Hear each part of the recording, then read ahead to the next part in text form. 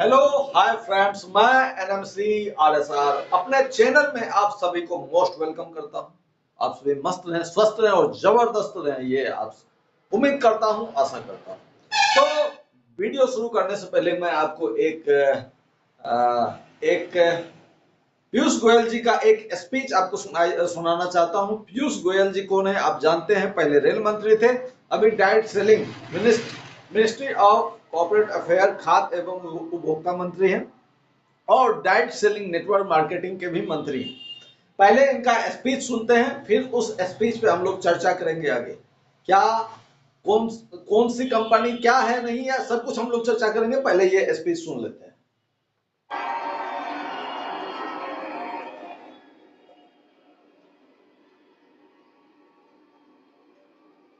भारत माता की, भारत माता की,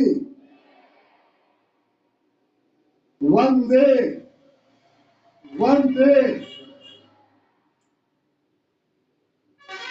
ऐसे अद्भुत कार्यक्रम में मुझे यहाँ आने का सौभाग्य मिला।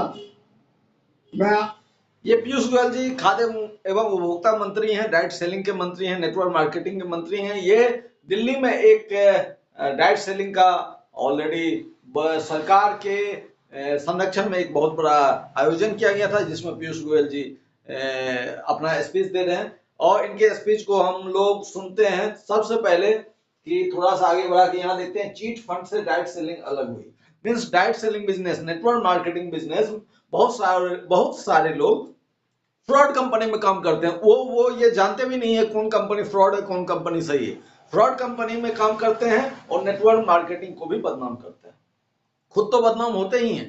तो हम इनके स्पीच को थोड़ा सा स्किप करके आगे सुनते हैं, उससे यह समझ में आएगा कि कौन सी कंपनी सही है, कौन सी कंपनी फ्रॉड है।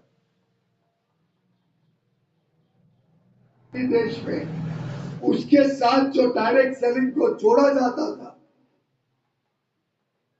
व्यवस्थाओं से अच्छी तरीके से की जा सकती है, उसके लिए कैसे अच्छे कानून बने, अच्छे नियंत्रण में पूरे क्षेत्र को लाया जाए।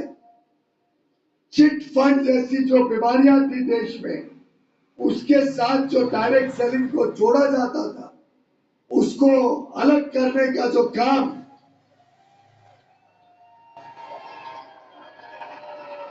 आप सबके माध्यम से, आप सबके प्रयासों से, आप सबकी मेहनत से करने में हम सफल हुए।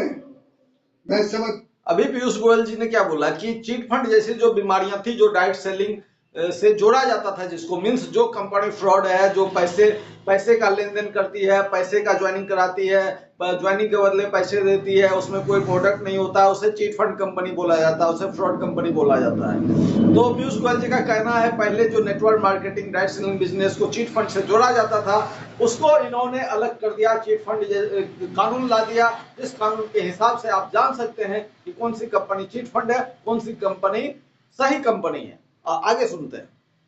तो उसी का परिणाम है कि अब डायरेक्ट सेलिंग इंडस्ट्री ईमानदार व्यवस्थाएं भी चला रही है, हमारी माता बहनें बेटियों को नए अवसर दे रही है, नए नए तरीके ढूंढ रही है, जिससे समाज के हर वर्ग की जरूरतों को हम पूरा कर सके।